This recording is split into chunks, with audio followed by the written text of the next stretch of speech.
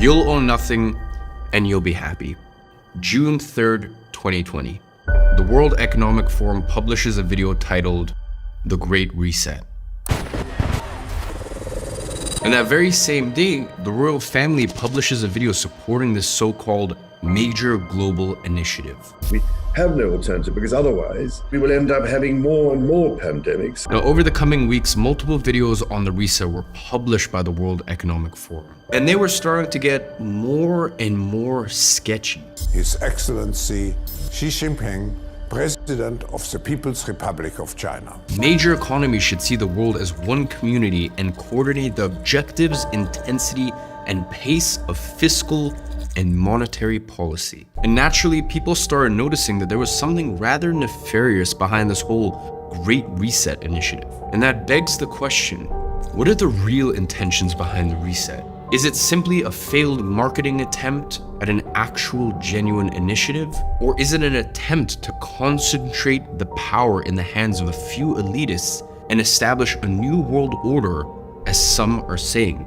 And if so, who is behind this? And why the heck do we even need a reset in the first place? So today, we are investigating the Great Reset. And more importantly, we're doing something that no one else dares to do. We are exposing how the world actually works behind the scenes. And some of you guys may think you know the story, but it goes so much deeper. I have uncovered secret plots to topple the financial system, the real motives behind some of history's biggest crises, and instances of government officials secretly funding their own war enemies while their troops were in the battlefield, and even a secret organization that controls 95% of the world's GDP. So this is the first episode in a 3-part series that has been half a year in the making. And you know, every time I thought I had come to an answer to my questions, a brand new problem would arise, leading to a never-ending rabbit hole that would eventually reveal who runs the world. It reveals the faces of those that hide in the shadows and use their puppets to control everything around us. And I call them the puppet masters. And the reason it took me so long to release this is because I wanted to figure out exactly how you can save yourself from their tyranny. And actually, let me just show you how I started this whole process in the first place. There is still one way out. So let's analyze the situation. The puppet masters are about to have you right where they want you, under their thumb. You see, once CBDCs are rolled out, you will be at their mercy. They decide how much you spend, where you spend it, and even how much money you have left at the end of the month. And that will make it impossible for you to escape. You will be on a perpetual hamster wheel for the rest of your life, living paycheck to paycheck, because no matter how much you save, their negative interest rates will chew away at your savings, because they don't even view it as your money to begin with in the first place. Forget your property rights, forget your future, forget your liberty. You will be nothing but a slave to the system. And that's just the money. They said to themselves, you will own nothing and you'll be happy. You will eat the bugs because they control the food supply. And if you dare speak up, well, then they'll be very upset and your social credit score will go down. Good luck getting a new rental agreement. And if you try to run away, good luck, because the next step in controlling energy supply is banning gas-powered cars. Because once everyone has electric cars, with a flick of a switch, they deem whether you are worthy or not of travel. The clock is seconds away from midnight. DEFCON 1. But that's what happens when power is concentrated in a select few hands. Because power corrupts, and absolute power corrupts absolutely. And that is why you need to escape now. And that means you need to claw back the freedom you deserve. And the way to claw back that freedom is by 3 avenues. The first one is financial freedom, and this is obvious. Because once they have complete control over the financial system, they will make it impossible for you to be financially free. Because they want you to be dependent on them. They need you to be dependent on them. Because when you're dependent on them, you are controllable. So that means you need to put every waking moment into earning your financial freedom. The next is time freedom, and this is truly how you get off the hamster wheel. You need to stop trading your time for money. Because if you do, inflation and negative interest rates will eat away at your savings and you'll be stuck in the debt cycle forever. And the next is location freedom. And this is the one that usually people sacrifice the other two for. You may have financial freedom and you may even have a bit of time freedom, but you are stuck in a city and that makes you controllable. That makes you a slave. Because when the US or Europe goes to you can't pack up, you can't leave, you don't have autonomy. Because make no mistakes about it, it's about to be war. And if it is war, you need to be able to be mobile. And that brings me to my next point, which is in a world of centralization, you need to decentralize as much as possible. And what does that mean, you may ask? Well, just like when you're investing, you don't put all of your eggs in one basket. You don't just pick one stock. In the same way, you can't just bet on one country, because if your country goes to shit, what are you gonna do? So you need to plan. And this is where multiple passports and multiple residencies come into the picture. And once you're financially free, this becomes a lot easier. In places like St. Kitts, you can earn citizenship through investment for as low as 150K. And you need to start tracing your lineage so that way you can see if you are eligible for any other citizenships. Look into things like digital nomad visas. Start looking in different countries, and this also applies for bank accounts. You need more bank accounts. You need them in more countries, because if one country starts to restrict withdrawals, well, then you're stuck. If one country starts tracking your carbon footprint and charges you for it, which by the way is already happening, I wrote about this a few weeks ago, but MasterCard has already implemented technology that is required to know your exact carbon footprint depending on your spending. And the next step, well, if you spend in non-climate friendly places, well, you'll be penalized. And what's worse is they're giving the technology to every major payment processor. And that's why you need more bank accounts. You need bank accounts in different countries. And it amazes me that more people don't do this. In the same way you treat your investments, you need to treat your cash. And realize that the only way you can complete these steps is if you have these 3 types of freedom that I've already told you about. And you have maybe 2-3 years before it's too late. But what I will say is that it feels like more people are starting to wake up. So if you want to reclaim the freedom that you were born deserving, you must act now. So instead of submitting to their globalist dystopia of the Great Reset, instead, together, let's make this the Great Escape. How do you think that went? Yeah, I think it went really well. I think the people are going to like it. I kind of feel like we're just a broken record at this point. Like, I kind of feel like we're just beating the same dead old horse. I mean, it's the truth. So there's not really much more you can do. I don't know. I feel like something just isn't right. But before I tell you the solution, let me tell you what got me to that point. Now, in order for you to truly comprehend what's going on, we need to set a timeline of events and understand who are the characters that play a role in this plot. But before we go there, we need to understand how we actually got here. So let's start from the beginning.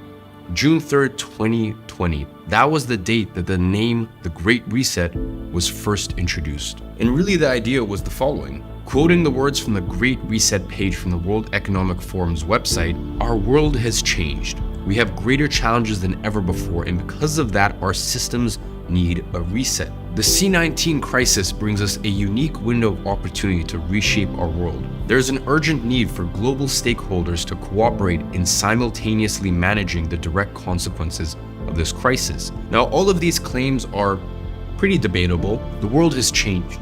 Has it really? Are today's challenges really greater than the ones we have been facing over the last hundreds of years? And even if they were, why does that mean that our world needs a reset? What does a world reset even mean in the first place? Now, before we dive into each one of these questions, let's go back to the timeline of events, because it's essential for you to understand the past before you can ever judge the future. And although the Great Reset launched on June 3rd, 2020, the seeds for it had been planted a long time ago. So let's go back to November 12th, 2016. The World Economic Forum publishes an article titled 8 Predictions for the World in 2030. And the very first prediction they made, number 1, you'll own nothing and you'll be happy. Whatever you want, you'll rent. Now, they've been seeding the whole you'll own nothing and be happy narrative for almost a decade now. Now, who exactly has been pushing that? Who are the puppet masters behind this whole narrative? It's an international organization called the World Economic Forum. Now, the World Economic Forum is basically an intergovernmental organization that connects the world's most powerful countries with government leaders from all major countries. Now, their objective? Tackle the world's most crucial challenges, which according to them are climate change, carbon emissions, gender pay gap, amongst a myriad of other things. And here are some of their members. CEOs such as Zuck and Bill Gates. You know, the classic ones everyone knows and dislikes. Other members such as Biden, China's dictator, Putin, Trump, royal family. It's basically a mastermind full of billionaires and the world's most powerful people, both from the private and public sector, who all take their jet or even fleet of private jets into Davos, which is obviously quite ironic considering that they're trying to tackle global warming and all that. But nonetheless, let's ignore that. So they jet into Davos every year to plan how to reshape the world in a more sustainable way, using their own words. They label themselves as independent, impartial, and not tied to any special interest. Now, I don't know about you, but that last part sounds ultra suspicious to me. I wonder why. Now, the more I researched, the more the World Economic Forum looked like the exact opposite of that. I mean, a lobbyist organization that only has their personal interest and the one of its members in mind, all while trying to make it look like they have other people's interests in mind by exploring the hot topic issues of today's world. Now, the first reason that led me to this conclusion came from questioning their very own narrative. You'll own nothing and be happy. Now, there's a few things we can infer from this claim. First one is someone has to own things. I mean, if you don't own anything and I don't own anything, then who does? It probably means that someone will have to own everything. So it seems like their great plan is just to own everything.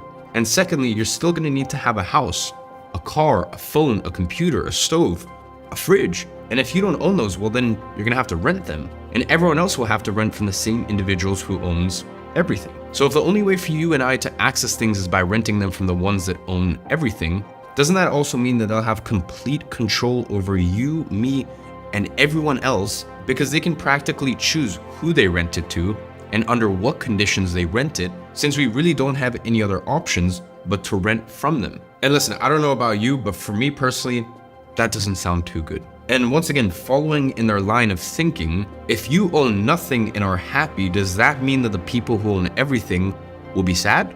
You know, are they doing this as an altruistic effort to spare us all the pain of owning anything, so that way we can enjoy the peace of mind of owning nothing? Well, that doesn't seem too logical to me either.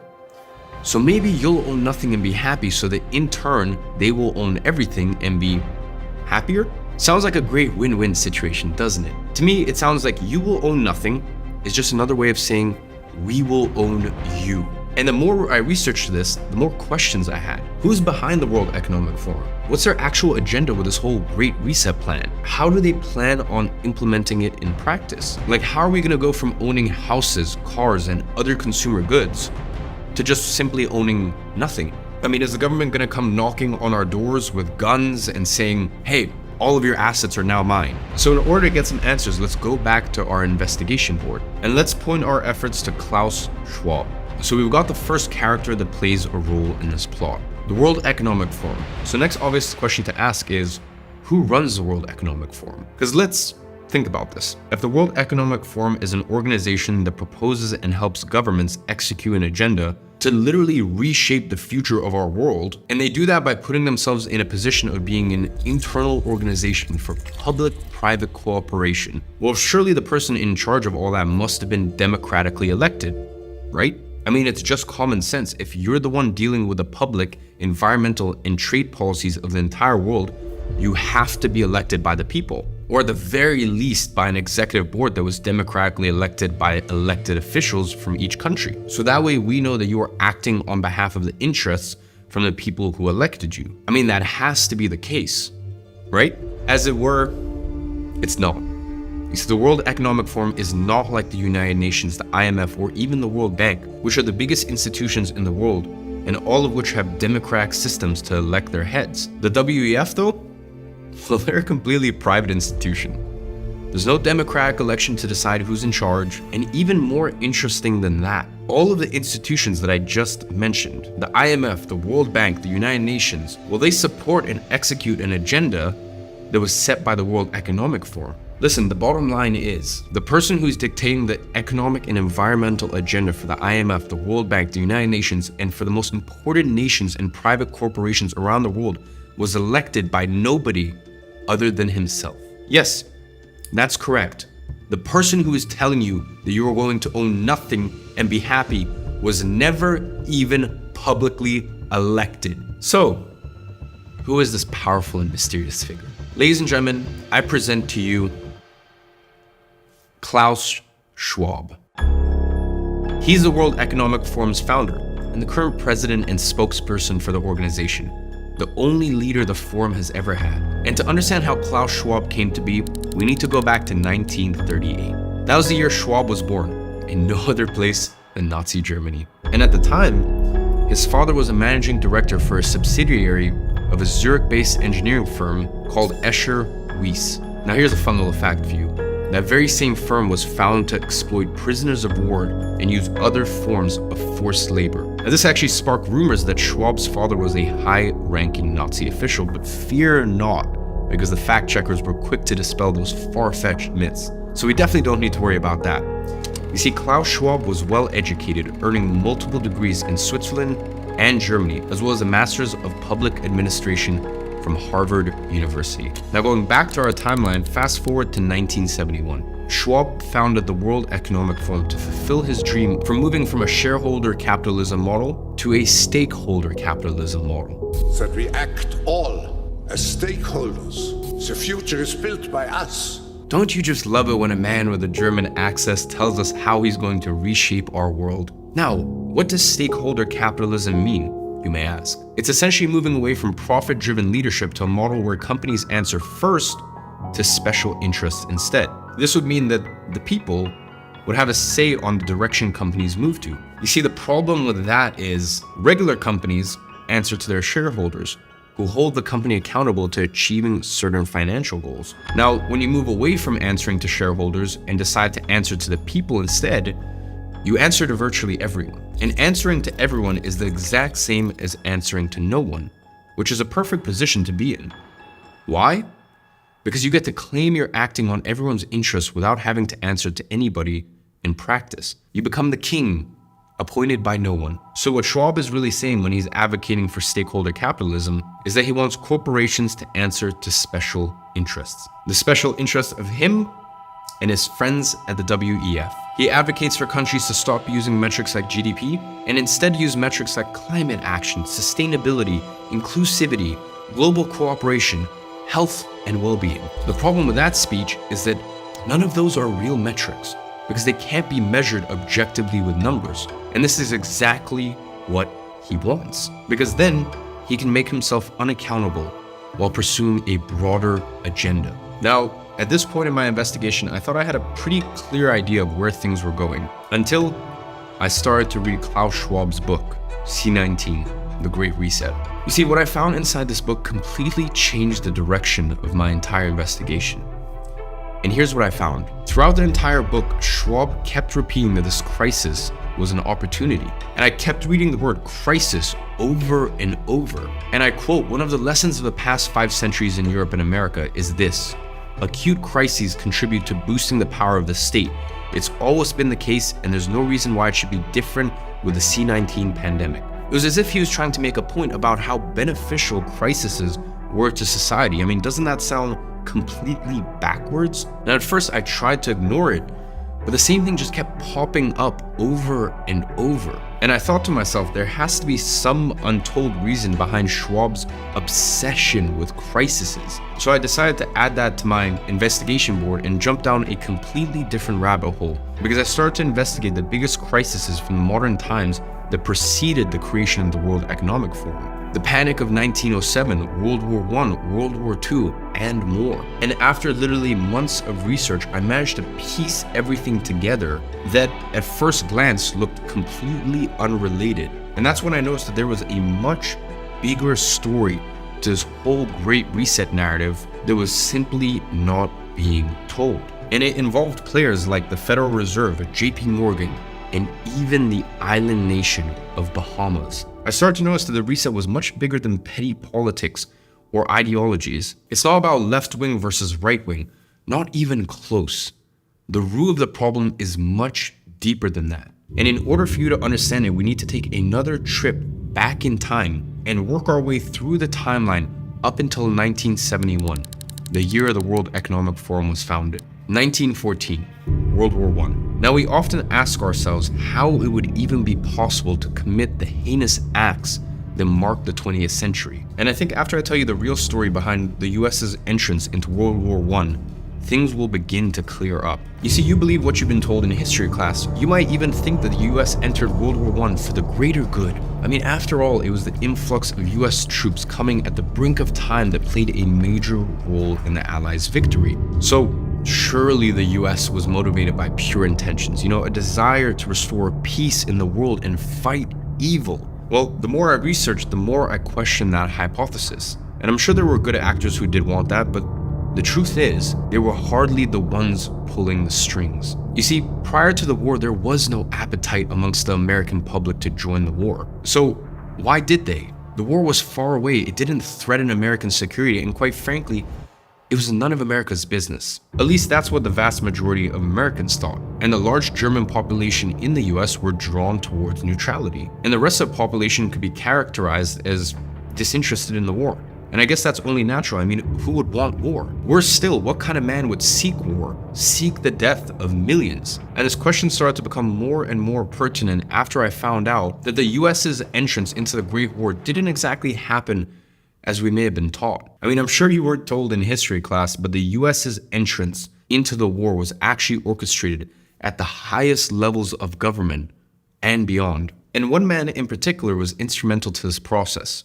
Edward Mandell House. You see, House was the closest advisor to the ruling American president at the time, Woodrow Wilson. House had been pivotal to Wilson's presidential campaign success and now exerted a great influence over Wilson as his closest confidant. I mean, one specific fact about House made my alarm bell go off. He worked closely with Wilson in drafting 14 points which later led to the League of Legends. Now, if you don't know what that is, the League of Legends was the predecessor to the United Nations, and one of the ruling institutions in the world that pushes the WEF's agenda to this day. Now, this already gives you an idea of both Wilson and House's globalist agenda, even in the early 1900s. But that is just the very tip of the iceberg. You see, in a conversation with the Foreign Secretary of England, House was posed a question. What will America do if the Germans sink an ocean liner with American passengers on board? Now, House's reply was clear and straightforward. He goes on to say this would be sufficient to carry us into war. Now, you might be asking, why is this important? Well, that's because later, in 1915, a passenger ship named Lusitania sailed from New York bound for Liverpool in England.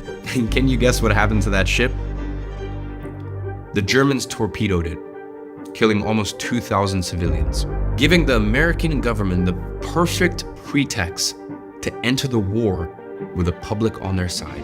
And of course, the public was outraged at this unprovoked attack, which came completely without warning. Those were the phrases repeated by news broadcasters and politicians around the country. But was it really without warning? I mean, with just a little bit of research, I was able to find out that this setup could not have been more obvious and more calculated.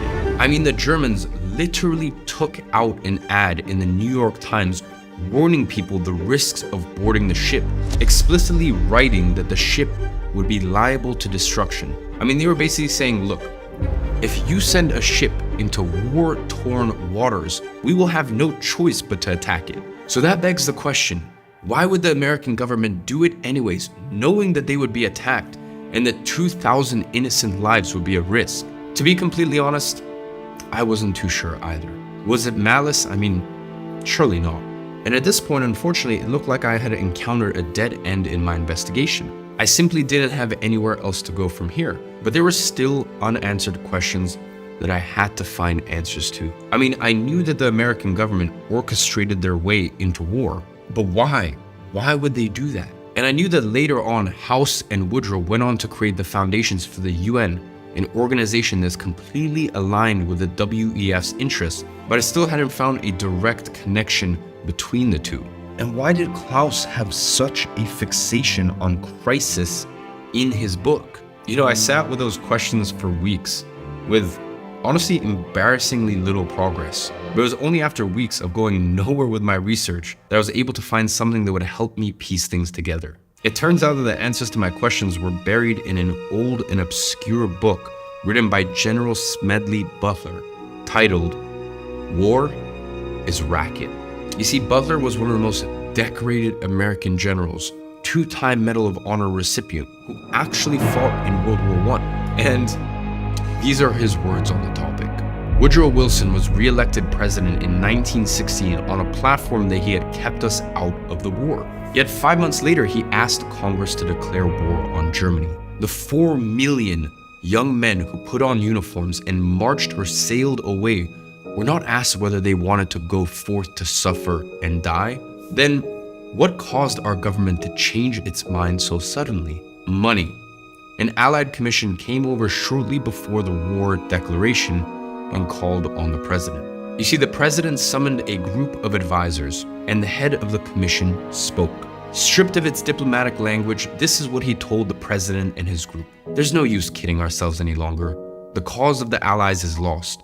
We now owe you, the American bankers, the American munition makers, manufacturers, speculators, exporters, $5 or $6 billion. And if we lose, and without the help of the US we must lose, we, England, France, and Italy cannot pay back this money. And Germany won't.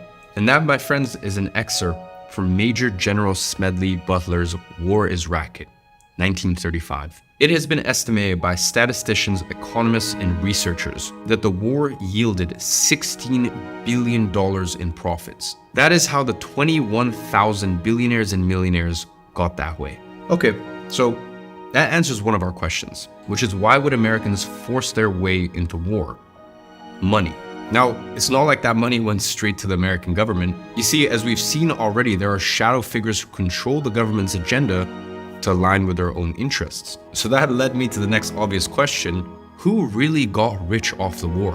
And how was Woodrow Wilson truly involved? Well, this leads us directly to our second major crisis, and another journey back in time. Crisis 2, the Panic of 1907. Now, to get to this, I had to dig deeper. I mean, deeper than I've ever dug before. You see, I started to research what projects Woodrow Wilson had led during the period that preceded the war, trying to find some sort of connection of how he would benefit from joining World War I.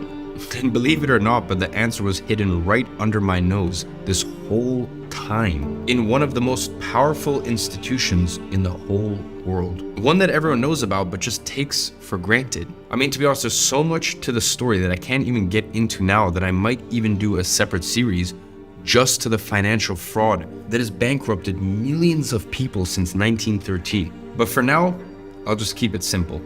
Coincidence or not, it all revolves around another big crisis that shaped the modern world as we know of it today.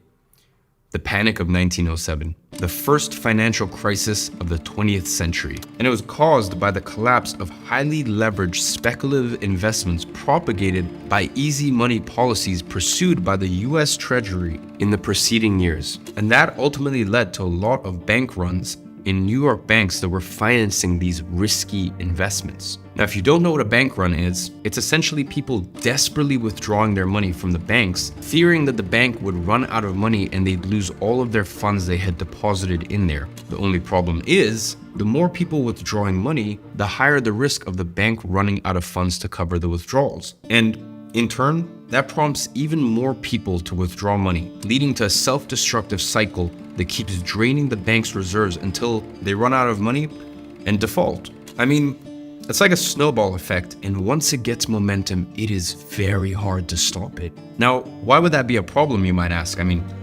surely the bank has the cash everyone deposited in there to cover all of the withdrawals.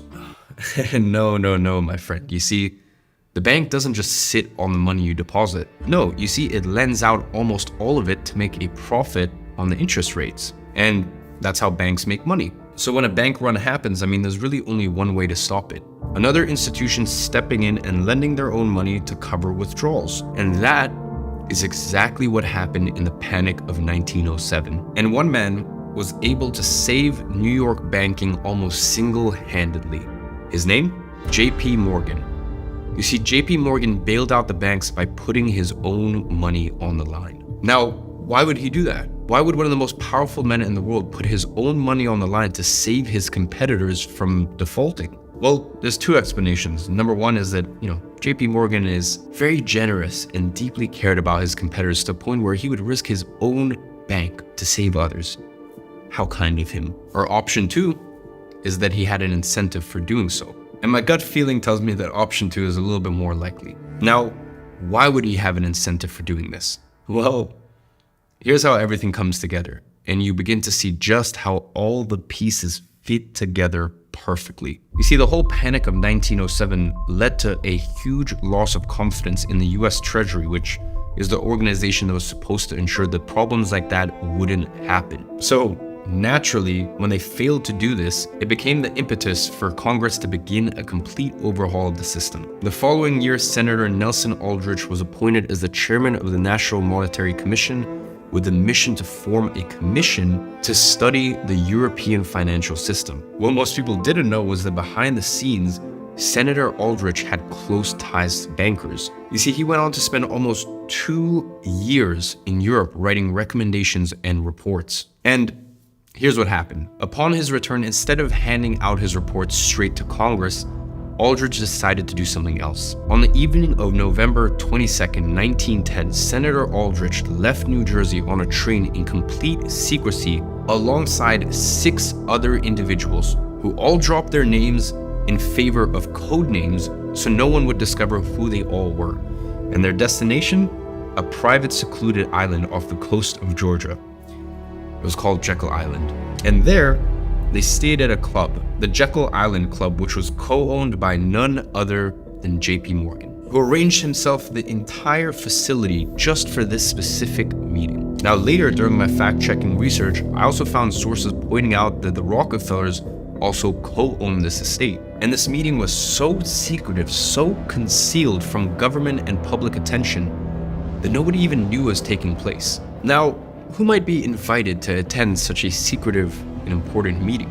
Now, more than a decade later, a list of the attendees of the secret meeting was actually leaked, and it was discovered that the attendees together represented about 1/4 of the world's wealth at the time. They were A.P. Andrews, who was the Assistant Secretary of the US Treasury Department, Paul Warburg, who was actually a naturalized German representing Kuhn, Leob, and Co., Frank A. Vanderlip, who was president of the National City Bank of New York, Henry P. Davison, who was the senior partner of J.P. Morgan Company, Charles D. Norton, who was the president of the Morgan-dominated First National Bank of New York, and Benjamin Strong, representing J.P. Morgan himself. It was basically a secret meeting of the top financiers and bankers of the US. And the excuse for such powerful representatives and wealth to meet together? To go on a duck hunting trip on Jekyll Island, of course. Only that duck that they were hunting was your money. Because what they were planning in that secret meeting was something that would deeply benefit the big national bankers for centuries to come. And I know that this is all starting to sound maybe like a bit of a dramatic exaggeration, so don't take my word for it. Let's hear directly from the Forbes founder, Bertie Charles Forbes, who wrote firsthand about this event. Picture a party of the nation's greatest bankers stealing out of New York on a private railroad car under the cover of darkness, stealthily riding hundreds of miles south, embarking on a mysterious launch, sneaking onto an island deserted by all but a few servants, living there for a full week under such rigid secrecy that the names of not one of them was once mentioned, lest the servants learn the identity and disclose to the world this strangest, most secret expedition in the history of American finance. I am not romancing, I am giving to the world for the first time the real story of how the famous Aldrich currency report, the foundation for our new currency system, was written. The utmost secrecy was enjoined upon all. The public must not glean a hint of what was to be done. Senator Aldrich notified each one to go quietly into a private car of which the railroad had received orders to draw upon an unfrequented platform. Off the party set, New York's ubiquitous reporters had been foiled. Nelson had confided to Henry, Frank, Paul, and Piet that he was to keep them locked up at Jekyll Island, out of the rest of the world, until they had completed their plan. So you might be asking, what plan were they working on? Well, it was the current US central bank, the Federal Reserve. And this was one of the biggest turning points for the puppet master's control over the money in history. And I'll tell you why in just a second. But first, let me tell you why the creation of the Fed required such a secretive meeting in the first place. You see, virtually all of the founding fathers and enlightened thinkers had been diametrically opposed to central banks. Thomas Jefferson even stated, "I sincerely believe that banking establishments are more dangerous than standing armies, and that the principle of spending money to be paid by posterity under the name of funding is but swindling the futurity on a large scale." In fact, most people don't even know this, but America had another central bank before the Fed, back in the 1830s when Andrew Jackson was the 7th president. And on his deathbed, President Jackson was actually asked what the greatest honor of his career had been. Without any doubt, he proudly exclaimed, "Killing the central bank." Unfortunately, his efforts, while noble, had never fully eradicated the problem. They simply mitigated them because the puppet masters now had the perfect opportunity to create a new central bank. They had the people's support for an overhaul on the financial system that was driven by the panic of 1907. And they had the written plan for it, backed by the most powerful bankers in the country. And they had someone to sign their plan into law, Woodrow Wilson, who also coincidentally got some campaign financing from these very same bankers that facilitated his way into the Oval Office. The day was December 23rd, 1913. From that day on, bankers were the ones with complete control over the economy. Woodrow Wilson was the newly elected president, and on the evening of the 23rd of December, when most congressmen had already left for Christmas holidays, well, Wilson rushed the Federal Reserve Act through an almost empty Senate. I mean, I need you to understand this. The act was approved by a vote of literally 3-0 and approved the creation of, first of all, the IRS, aka the taxman, the hallmark of modern taxation. Number 2, the infamous Federal Reserve, and with his signature. The Fed now had the exclusive power to print America's money, meaning the government had given away its power to control their own economy to a private institution. Yes, you heard that right. The Federal Reserve is not federal at all. It is a private institution controlled by the most powerful bankers in America. And just so you understand, out of the attendees of that meeting in Jekyll Island, Warburg was appointed as a member of the Federal Reserve Board of Governors and went on to serve as the second vice chairman of the Federal Reserve just 2 years later. Benjamin Strong Jr. served as the governor of the Federal Reserve Bank of New York for 14 years. And Henry, Charles, and Benjamin were deeply connected to JP Morgan, which still owns 30% of the New York Fed still to this day, which by the way also happens to be where their HQ is based. And Senator Aldrich, the very man appointed by Congress to lead the National Monetary Commission and who called for the secret meeting in the first place, well, funnily enough, he went on to become a member of the Rocker family himself through marriage. Meaning, the guy who architected the creation of the Federal Reserve was a Rockefeller. And ladies and gentlemen, that is why I always say that the government and the politicians are never the ones in charge. They are simply a mere puppet for the puppet masters. And again, I'm not the only one who came to this conclusion. You see, during my research, I came across an old and battered congressional record from the House in 1908. And they were discussing the creation of a central bank years before the bill was even signed. And here's what they said. This, sir, is a step backward in the advancement of our people and our government. It is a step toward the enthronement of a monarchical power. I repeat, sir, this has ceased to be a matter of political differences and is neither a question of republicanism or democracy, but is a question of whether Wall Street or the people shall rule this American government. Like I said before, this isn't about petty politics. This is about something much deeper. And the discussion in the House continued. This bill enables Wall Street to turn panics off and on at will. The Secretary of the Treasury would become the hired man of Wall Street. Shall we close as a fitting climax to the billion-dollar Republican Congress by crowning our masters, King Morgan and King Rockefeller, the heroes of the last panic? Or shall it be King Taft, Wall Street's hired man? And upon that line, the House of Representatives erupted in what was transcribed as a prolonged applause. Again, the puppet masters had been operating in the shadows for centuries now. So why was the creation of the Fed such a big turning point? You see, before the Fed, currency printing in the US was decentralized through multiple state banks that were in charge of printing money independently. And after the creation of the Fed, the bankers behind it now had managed to centralize money printing under one institution, which means they were now in complete control over the country's money supply.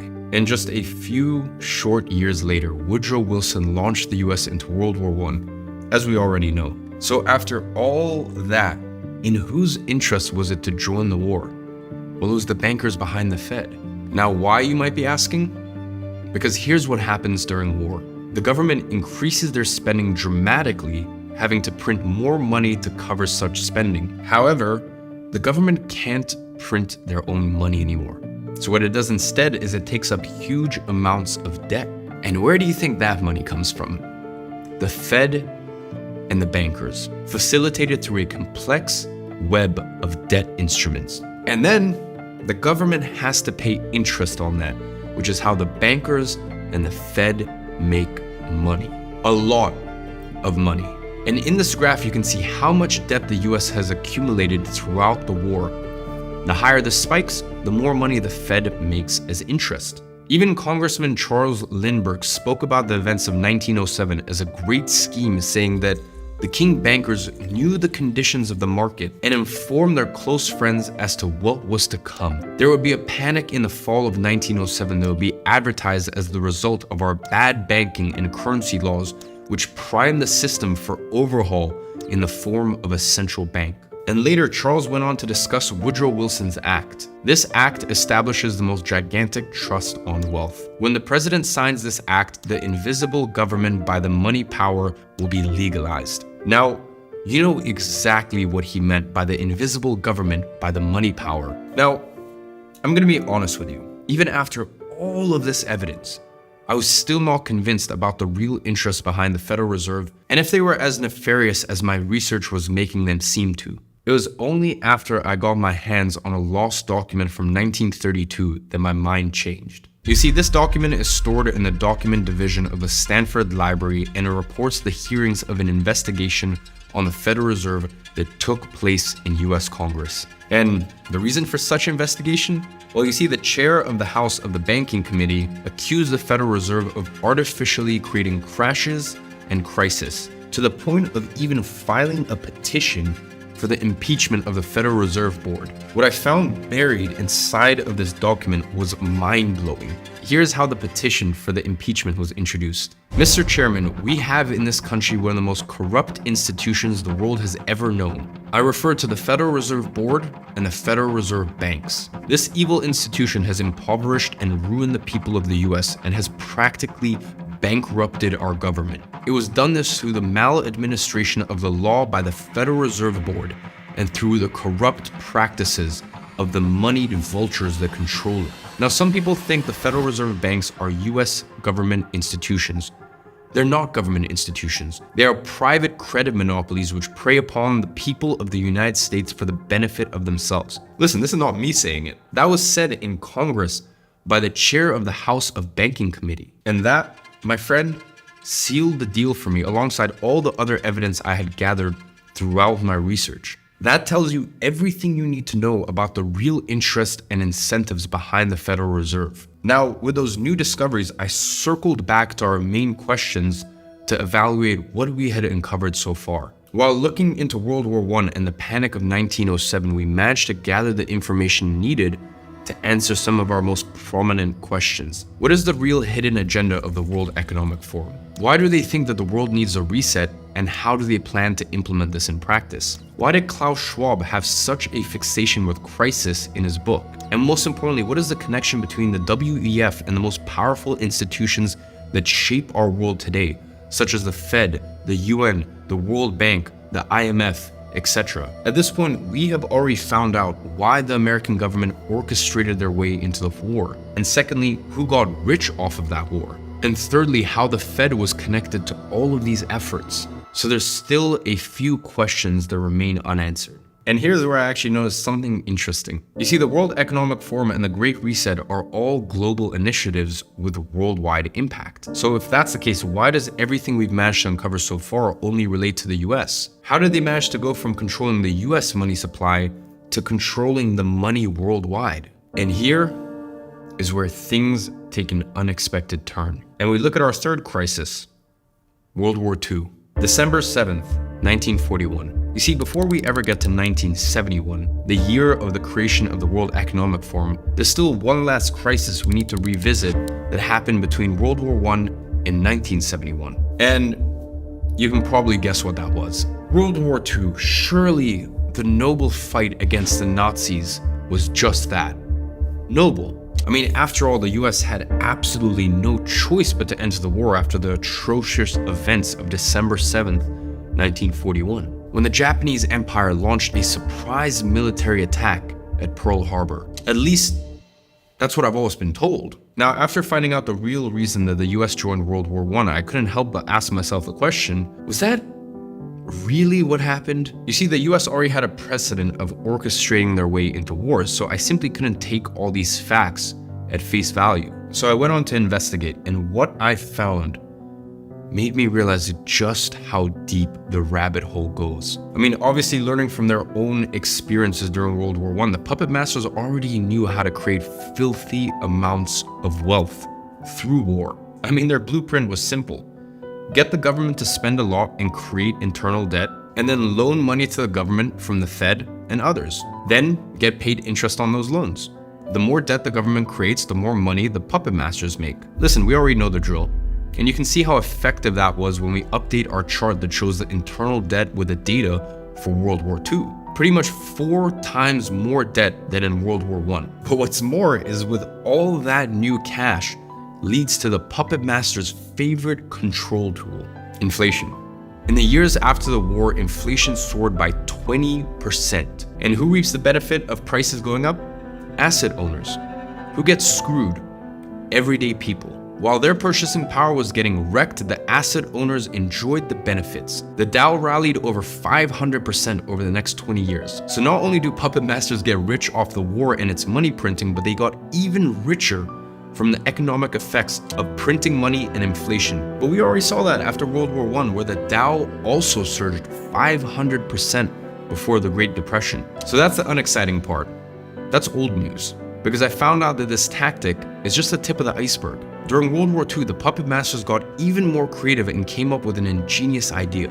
An idea that made last war's profits feel like pennies on the dollar. And the way that I got to that discovery was by asking myself this question. If the US war efforts are financed by the bankers, who finances the other side of the wars? I mean, who is financing the Nazis? Do they have an equivalent of the Fed loaning them crazy amounts of money to pay off their war debts? Turns out the answer is yes and no.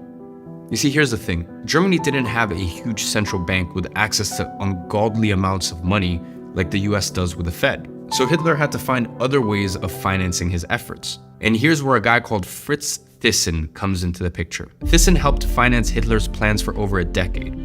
How? He owned the largest steel and coal company in Germany and personally funded Hitler's rise to power and his effort to rearm between 2 world wars, as described in his own autobiography, I Paid Hitler. You see, after World War I, his family established a network of overseas banks and companies so their assets and money could be whisked offshore if ever threatened again. And one of the banks was in no other place than New York, the New York-based Union Banking Corporation, UBC. That was the US base for Fritz Thyssen and his Nazi companions. And in 1941, the very same year the US got into war, news started spreading all over the media that Thyssen had $3 million in New York vaults. That would be $57 million today when adjusted for inflation. Hitler's angel has $3 million in US banks, exclaimed the headline in the New York Herald Tribune on July 3rd, 1942.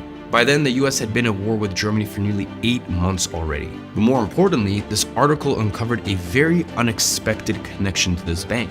It found out that one of the managing directors of the bank at the time was none other than President George H.W. Bush's father, Prescott Bush. This was heavily denied by the US media at the time, perhaps unsurprisingly. Yet 60 years later, some documents were released by the National Archives and Library of Congress revealing that Prescott Bush indeed served as a business partner of and U.S. banking operative for the financial architect of the Nazi war machine from 1926 until 1942 through the Union Banking Corporation shell, the very same bank that had partly financed Hitler's rise to power. And by the late 1930s, UBC had bought and shipped millions of dollars of gold, fuel, steel, and U.S. Treasury bonds to Germany, both feeding and financing Hitler's build-up to war. And finally, in 1942, UBC's huge gold purchases raised suspicions that the bank was in fact a secret nest egg hidden in New York for Thyssen and other Nazi leaders. Some people even suspected that the bank was holding gold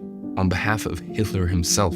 And the government ended up confirming Thyssen's control of Bush's UBC, and in October 1942, the bank was seized under the Trading with the Enemy Act. And by November, the Silesian American company, another of Prescott Bush's ventures, had also been seized. He got caught red-handed. And you know what happened to him and all of his assets? Absolutely nothing. The assets were held by the government for the duration of the war, then returned afterwards. Meaning, he got caught stealing US gold to fund their biggest war enemy and make a profit on it. And in the end, he wasn't charged and got to keep all of the stolen gold. That, my friends, is the power of the puppet masters. I mean, it's almost poetic, isn't it? Now the question becomes, why would they fund their own war enemies? You see, there's two ways for a country to get rich off war. One is by winning the war and funding the victory, and then there's one other more sinister way to do it, arming both sides of the conflict. And it all goes back to our main character in this whole story, Klaus Schwab, who preaches that crisis brings us unique windows of opportunity. As you can see, the opportunity to grow and perpetuate power and control. So why not fund both sides of war to breed a crisis? And as a result, grow your power and control even further. Now we're gonna circle all of this back to Klaus Schwab, but let's answer our unanswered questions first. Remember when I asked if there was an equivalent of the Fed to finance the Nazi Germans? And the answer was yes and no. No, because as I just mentioned, the Union Banking Corporation and Thyssen partly financed Hitler's rise to power. And yes, because other parts of Hitler's rise to power was financed by another institution, which was indeed a central bank. Just like the Fed, the difference is, this one is not a German central bank. It is not a transnational central bank. It is an institution that is above all of those, above the Fed, above all central banks. And just like me, when I started this investigation, you've probably never even heard of them before. But its influence is so great that the organization controls 95% of the world's wealth to this day. And the funniest thing is that I found out about it by chance. I was digging deeper into the US Nazi connection, and I stumbled upon the following quote from the United Nations Monetary and Financial Conference that took place in 1944. There's an American president doing business with the Germans while our boys are fighting Germans. And at first sight, I thought he was talking about Prescott Bush. But then I remember that Prescott Bush was never president. His son and his grandson were. And as I dug deeper, I realized that he wasn't actually referring to a president of the United States, but rather a president of the secret institution which is above the central banks that I just mentioned. So I set out to discover who this president was and what type of business he was doing with the Nazis. Digging a little deeper, or a lot deeper as I should say, I found out that the vice president of the German central bank was also a director of this hidden in plain sight organization, meaning this organization and the German central bank had close ties. In fact, this organization was so intertwined with the Nazi economy that it helped keep Nazi Germany stay in business. It carried out foreign exchange deals for the German central bank. It accepted looted Nazi gold. And in one specific event, they even transferred 23.1 metric tons of gold from a Czechoslovak account to the German central bank account, all inside their biggest enemy's central bank, the Bank of England. And yes, that actually happened. All through the accounts of this hidden organization. It was so useful to the Nazis that they referred to this organization as the German central bank only foreign branch. All of that while having an American banker as the president of the organization. Their reach and connections were vital for Nazi Germany. So much so that all throughout the war, the German central bank continued paying interest on all the money loaned by this organization. And here's where things get interesting. This interest was used by the organization to pay dividends to its shareholders. And guess who was one of the biggest shareholders of this institution? The Bank of England. Meaning, the German central bank was actually funding the British war economy. It was the exact same thing the Fed was doing by funding both the US and the Nazis. They were funding both sides of the war. And the Fed, well, they didn't like that at all. They wanted to be the ones funding everything, because that would be a lot more profitable, wouldn't it? So they wanted to get rid of this organization, and they had a plan for doing so. Now, how did I find that out? Well, do you remember that quote from a few minutes ago? There's an American president doing business with Germans while our boys are fighting Germans. Well, it turns out that that was said at the United Nations Monetary and Financial Conference, more popularly known as the Bretton Woods Conference. And the purpose of it? Approved the liquidation of this very organization at the earliest possible moment. You see, the guy that said that there was an American president doing business with the Germans was Harry Dexter White. White was an official in the US Treasury Department. He was a top advisor to the Secretary of the Treasury, Henry Morgenthau, and was placed in charge of all Treasury Department's international matters. Now, an important fact to remember here, the US Treasury is the organization closely related to the Fed. Their interests kind of go hand in hand. Morgenthau and White were the most powerful enemies of the secret organization and lobbied hard at Bretton Woods in July 1944. Now, why, you may ask? Well, White had different visions for the international economy. He envisioned a greater role for the US dollar worldwide. His objective was very clear: make the US currency the global trade and finance vehicle. And the way that he proposed to do that was by having the US dollar backed by gold and other currencies pegged to the US dollar's value. This way, the puppet masters behind the Fed would finally achieve their ultimate goal: have complete control of not only the US money supply, but also the entire world's money supply, which would now be pegged to the dollar, the very same currency that they had complete control over. And so, they did. The outcome of the Bretton Woods Conference was very favorable for the puppet masters. It led to the creation of the International Monetary Fund, or the IMF, and the World Bank. The two institutions the puppet masters needed to assert their worldwide control. And that leads us directly back to our most important year in our timeline, 1971, where the puppet masters made their final move to assert control over the world's monetary system. The final move that was the missing piece for them to start implementing their ultimate multi-decade long plan, the Great Reset.